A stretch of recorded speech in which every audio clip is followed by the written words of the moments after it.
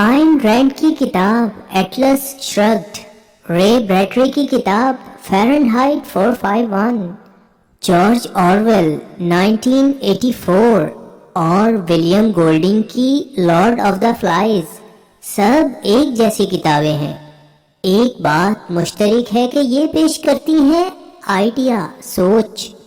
Lord of the flies को Nobel इनाम मिला। क्यों? क्योंकि दरअसल ये इंसान का असल रूप, उसकी फितरत दिखाती है। ये सवाल करती है कि क्या इंसान दरअसल वहशी है, खुदगर्ज है, लालची है, नेकी के बजाय बुराई उसकी फितरत का हिस्सा है। ये किताब विलियम गोल्डिंग ने कोरल आइलैंड से मुतासिर होकर लिखी। कोरल आइलैंड में चंद पढ़े लिखे अंग्रेज बच्चे जहाज के तबाह होने पर एक बेआबाद जजीरे पर रहने पर मजबूर हुए और जजीरे को जन्नत बना दिया।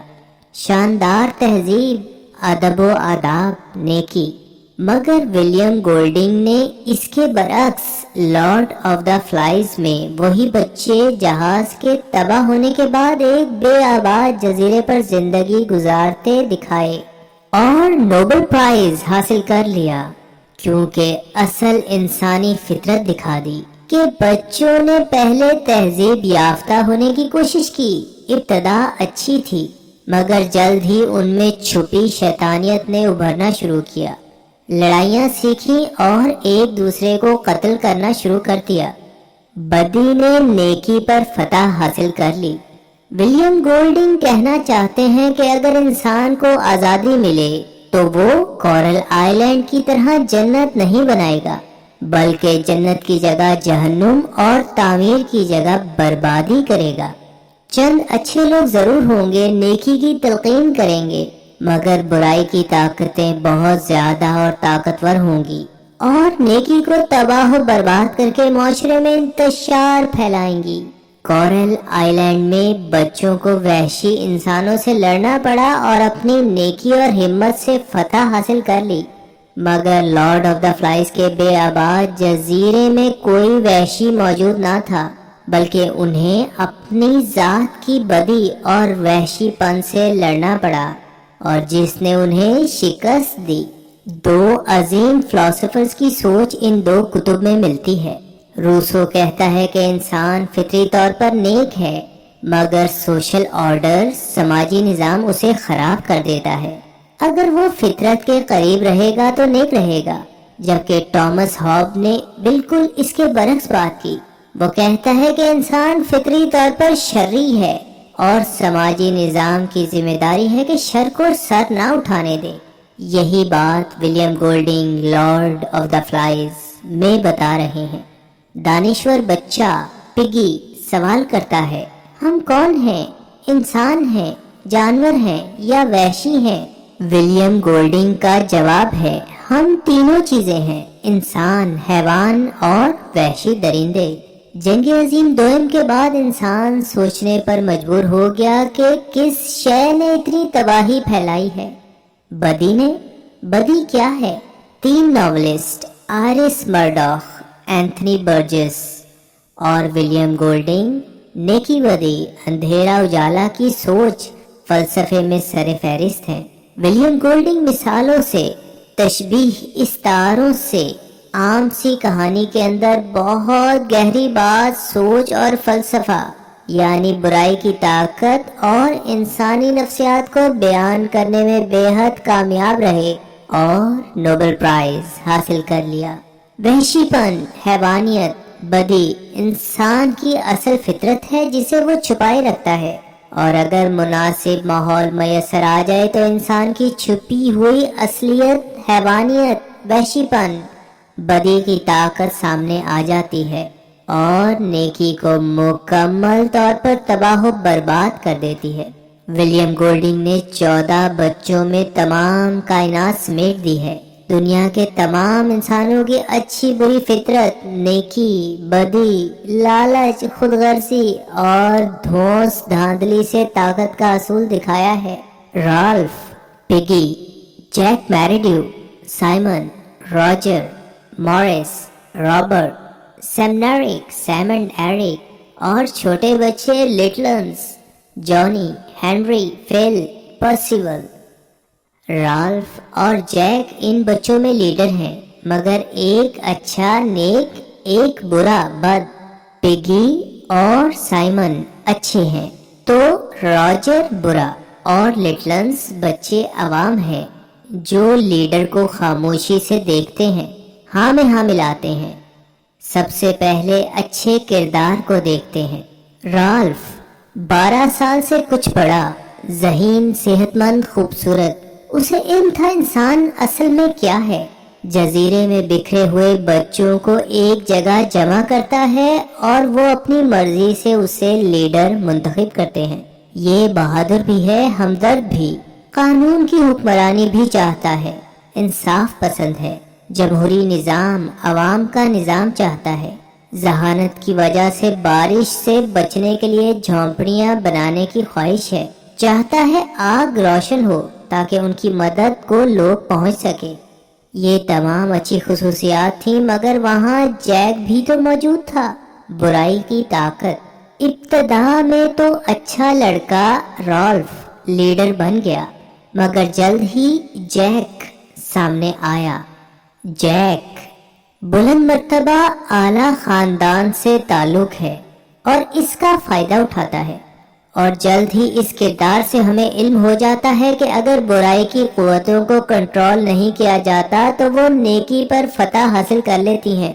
इस जजीरे पर आने से पहले जैक चर्च में नेकी के गीत गाने वाले बच्चों का सरबराह था, क्लास का मॉनिटर, हेड बॉय। नेकी के गीत गाने वाले बच्चे को इस जजीरे में जिंदगी गुजारने का मौका मिला तो असल शख्सियत सामने आ गई। जमहूरी, नेक और ईमानदार राल्फ के बरक्स वो डिक्टेटर आमिर, धौंस, धांधली और जुल्म इस्तबदाद से हुक्मरान बन बैठा। वो शिकारी तो था ही, खंजीरों के शिकार में उसने लुत्फ उठाया। पहाड़ी चोटी पर मदद के लिए आग और आराम और सुकून की खातिर झोंपड़ियों के बनाने से ज्यादा उसने जानवरों के कत्लो गारत में दिलचस्पी ली। अच्छे लोगों की मदद तो राल्फ करता था, मगर शरारती और बदतमीज जैक इन अच्छे लोगों के खिलाफ था। सूअर के शिकार का गोश्त बच्चों को खिलाता और वो इसके साथ मिल गए। 2 ग्रुप्स बन गए। तमाम बच्चे अब जैक के साथ थे, मां सिवाय चंद नेक दिल अच्छे बच्चों के, जो कि पिगी, साइमन और जुड़वा सैम एंड एरिक थे। जैक सरबराह बना तो वो सब दोबारा वहशी इंसानों की जिंदगी को पसंद करने लगे। उन्होंने नेक दिल साइमन को कत्ल कर दिया। पिगी की ऐनक छीन ली गई, उसने वापस मांगी तो उसे भी कत्ल कर दिया गया।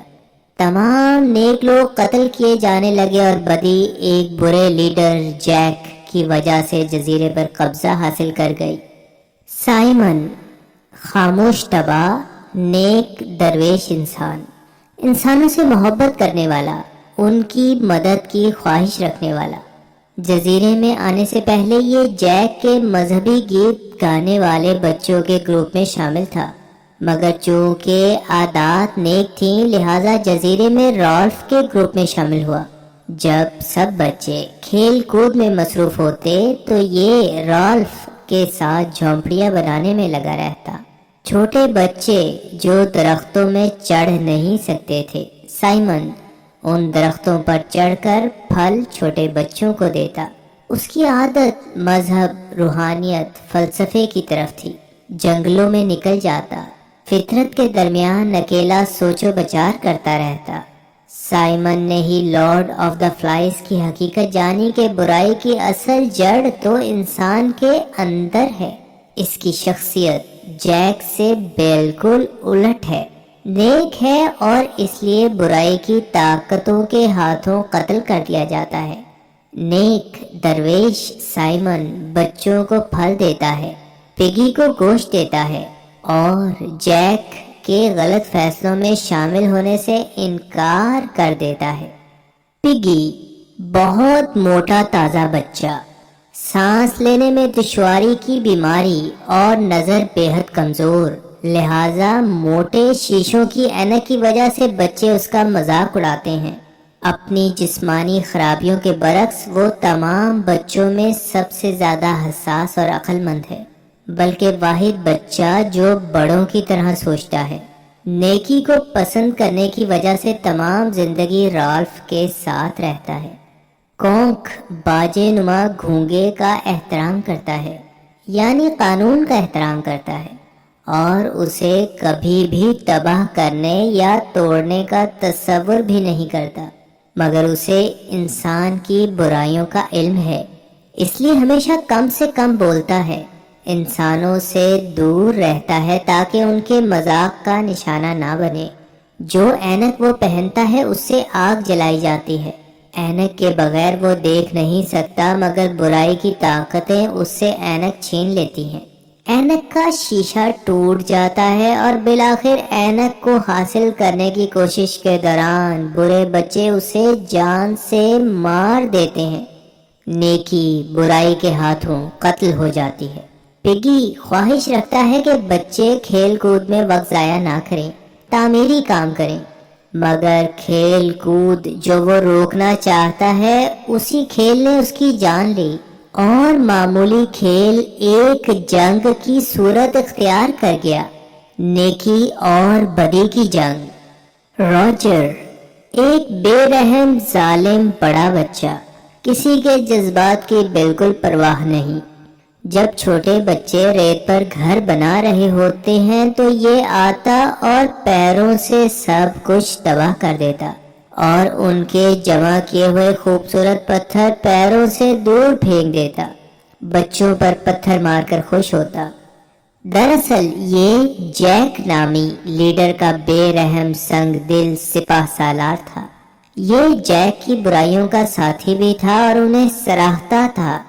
جیک کے احکامات پر عمل درآمد کرواتا اور پگی جیسے اچھے انسان کو ایک بلند جگہ سے پتھر پھینک کر مارنے میں بھی راجر کا ہی ہاتھ تھا۔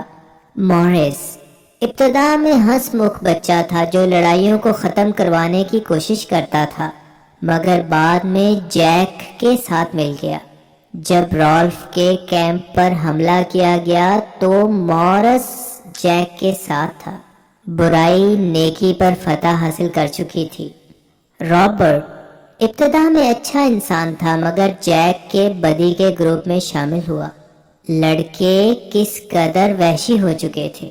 ایک مرتبہ کھیلنا شروع کیا۔ سب کے درمیان رابرٹ نے خنزیر کی طرح بھاگنا شروع کیا۔ لڑکے ہنسنے لگے۔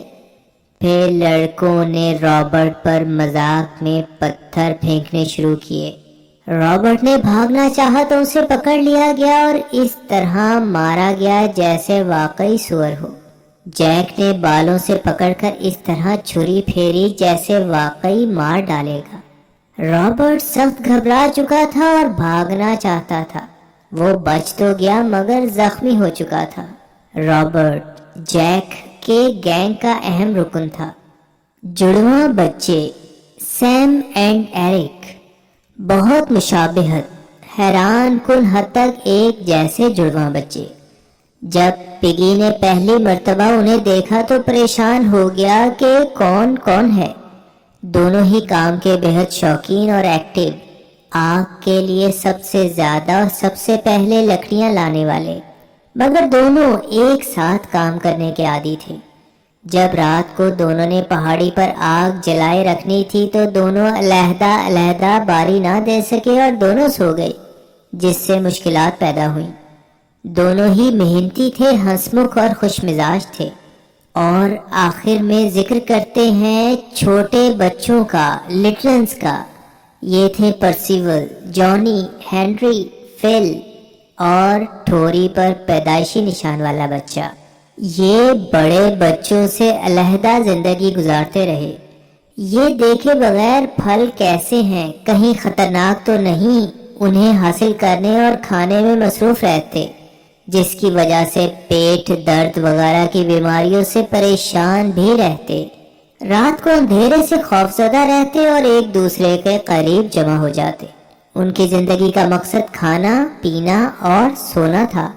جب بڑے بچے اسمبلی میں جمع ہوتے تو یہ اس میں شامل ہوتے، صرف تفریح سمجھ کر۔ کارروائی میں سنجیدگی دکھانا ان کا مقصد نہ تھا۔ دراصل ناول میں یہ استعارہ ہے عوام کا جو لیڈروں کی ہاں میں ہاں ملاتی ہے، بغیر سوچے سمجھے کہ درست کیا ہے اور غلط کیا۔ جس طرح معاشرہ غریب اور کمزور، بے سہارا، ضرورت مند عوام کے ساتھ بے رحم سلوک کرتا ہے، یہ اس کی مثال ہے۔ Lord of the flies by William Golding. Nuclear جنگ ہو رہی ہے، کچھ بچے ہوائی جہاز میں محفوظ مقام کی طرف جا رہے ہیں۔ جہاز تباہ ہوتا ہے مگر انہیں حفاظت سے ایک بے آباد جزیرے پر اتار دیا جاتا ہے۔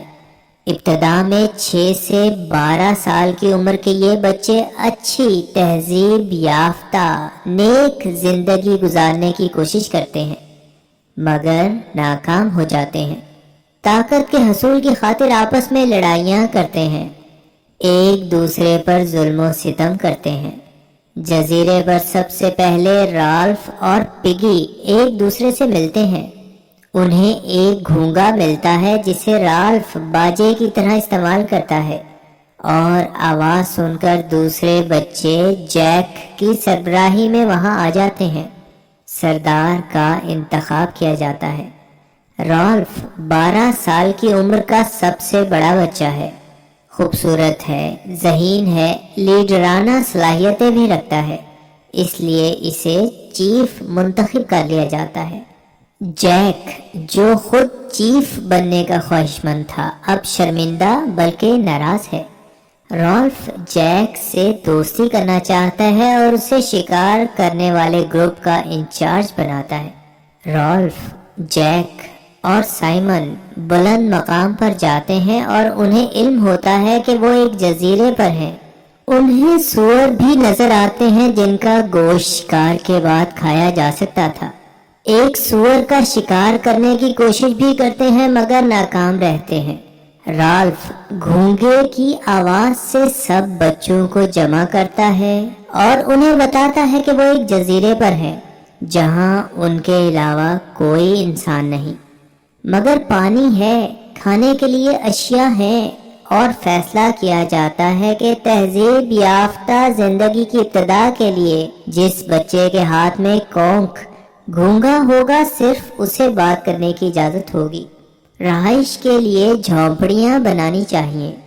آگ کی ضرورت ہے جسے دیکھ کر مدد کے لیے آنے والے جہاز متوجہ ہو سکے۔ چھوٹے بچے کے ہاتھ میں گھونگا آتا ہے اور وہ پوچھتا ہے کہ جزیرے پر درندے کی طرح کی خطرناک چیز سے کیسے بچیں گے۔ یہاں رالف اور جیک کے درمیان اختلاف کھل کر سامنے آتا ہے۔ رالف دلیل کے ذریعے سمجھاتا ہے کہ جزیرے میں کوئی درندہ نہیں ہے، جبکہ جیک کہتا ہے کہ ہے، ضرور ہے، مگر شکار کے ذریعے اس درندے کو ختم کیا جا سکتا ہے۔ اب بچوں کے ذہن میں یہ بات بیٹھ چکی ہے کہ جزیرے میں خطرناک درندہ موجود ہے۔ مدد کے لیے آنے والے جہاز انہیں دیکھ سکیں، اس مقصد کے لیے دھوئیں کی ضرورت ہے، اور پگی کی اینک کی مدد سے آگ جلائی جاتی ہے، مگر وہ بہت بڑے حصے میں پھیل جاتی ہے۔ پگی غصے میں ہے اور کہتا ہے کہ وہ بے وقوفانہ حرکات کر رہے ہیں اور ان میں کوئی نظم و ضبط نہیں۔ ٹھوری پر نشان والے بچے نے آگ لگائی اور اب وہ غائب ہے۔ جیک سور کے شکار میں مصروف رہتا ہے اور جس وقت دوسرے بچے آرام کرتے ہیں، کھیلتے ہیں، وہ اس وقت بھی شکار کو تلاش کر رہا ہوتا ہے۔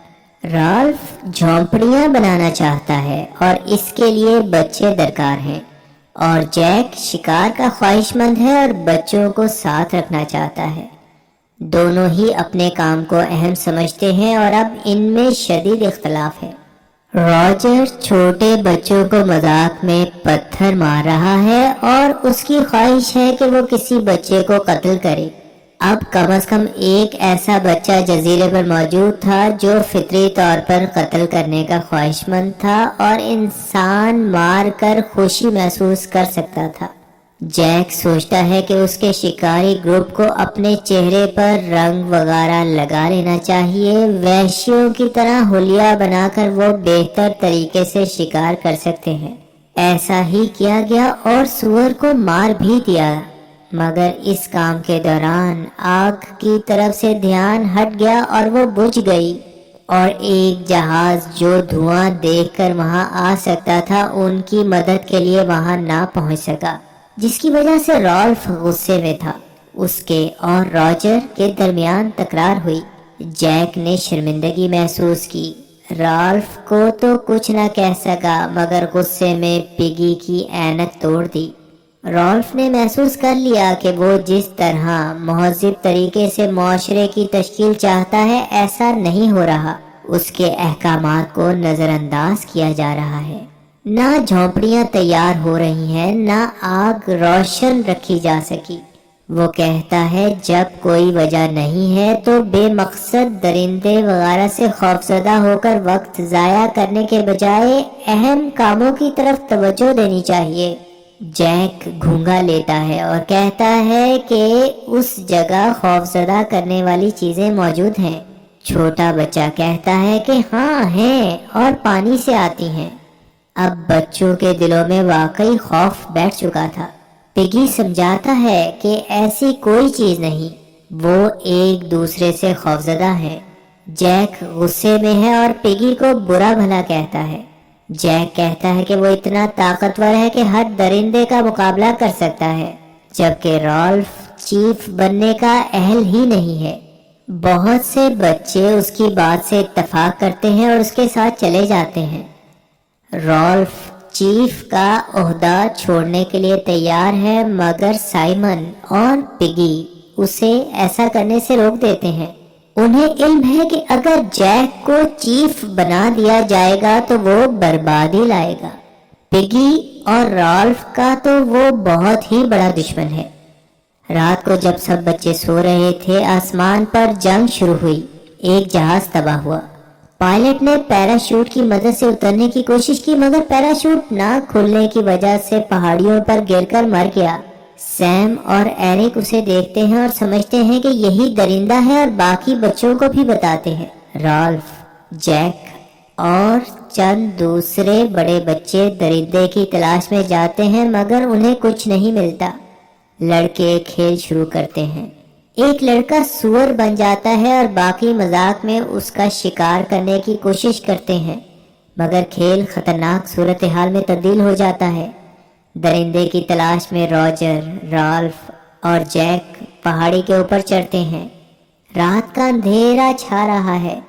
وہ پیراشوٹ سے لٹکے ہوئے مردہ پائلٹ کی لاش دیکھتے ہیں اور درندہ سمجھ کر ڈر کر وہاں سے بھاگ جاتے ہیں۔ اب جیک اپنا علیحدہ گروپ بنا چکا ہے۔ بہت سے بچے اس کے ساتھ ہیں جو وحشی زندگی اور شکار کو پسند کرتے ہیں۔ وہ ایک سور کا شکار کرتے ہیں، اس کا سر کاٹ کر ایک چھڑی میں کھڑا کر دیتے ہیں۔ دراصل اب وہ وحشی بن چکے ہیں اور درندے کو قربانی پیش کر رہے ہیں۔ سائمن لٹکے ہوئے سور کے سر کے پاس جاتا ہے اور محسوس کرتا ہے کہ وہ تصور میں سر سے باتیں کر رہا ہے۔ سر کہہ رہا ہے کہ دراصل درندہ اور شر، برائی انسان کے اندر ہے جسے ختم کرنا ان کے لیے ممکن نہیں۔ یعنی جو چیز وہ باہر تلاش کر رہے ہیں انہیں اپنی ذات کے اندر وہ خامی تلاش کرنی چاہیے۔ اب درندے کی حقیقت جاننے کے لیے پہاڑ پر جاتا ہے اور جان جاتا ہے کہ جسے وہ درندہ سمجھ رہے ہیں وہ تو اصل میں مردہ پائلٹ ہے۔ وہ یہ بات بتانے کے لیے جس وقت جیک کے پاس جاتا ہے اس وقت اس کا گروپ وحشیوں کے انداز میں آگ کے گرد ناچ رہا ہے، وحشیوں کے گانے گا رہا ہے اور اسی حالت میں سائمن کو قتل کر دیتے ہیں۔ جیک کے وحشی گروپ کو آگ جلانے کے لیے پگی کی اینک کی ضرورت ہے۔ اینک کے حصول کے دوران ایک بھاری پتھر پگی پر پھینک کر اسے بھی قتل کر دیا جاتا ہے۔ رالف کو بھی مارنے کی کوشش کی جاتی ہے مگر وہ وہاں سے بھاگ جاتا ہے، جھاڑیوں میں اپنے آپ کو چھپا لیتا ہے، مگر اسے مارنے کے لیے جھاڑیوں کو بھی آگ لگا دی جاتی ہے۔ جیک کا تمام وحشی گروپ اسے تلاش کر رہا ہے۔ اور بالآخر جیک حکم دیتا ہے کہ رالف کو مارنے کے لیے تمام جنگل کو جلا دیا جائے۔ رالف جان بچانے کے لیے سمندر کے کنارے پہنچ گیا۔ وہ موت کے قریب تھا، مگر اس کی خوش قسمتی تھی کہ اتنی شدید آگ کو دیکھ کر بحری فوج کے جوان تحقیقات کے لیے وہاں پہنچ چکے تھے۔ رالف اپنی موت سے چند سیکنڈ پہلے بچ چکا تھا، کیونکہ فوجی کے پاس ریوالور تھی اور اس کے پیچھے مشین گن کے ساتھ اس کا ساتھی بھی موجود تھا۔ رالف نے پریشانی میں سب کچھ بتایا۔ وہ اور باقی بچے سخت پریشان دکھائی دے رہے تھے۔ یہاں ناول ختم ہوا، مگر جس فوجی جوان نے بچوں کو بچایا وہ در حقیقت انہی بچوں کی طرح خود بھی لڑ رہا تھا، اپنے دشمن کو تلاش کر رہا تھا کہ وہ کہیں نظر آئیں تو انہیں اپنے ہتھیاروں سے ختم کر دے۔ ولیم گولڈنگ کہنا چاہتے ہیں کہ بدی کا چکر پوری رفتار سے چل رہا تھا، چل رہا ہے اور چلتا رہے گا۔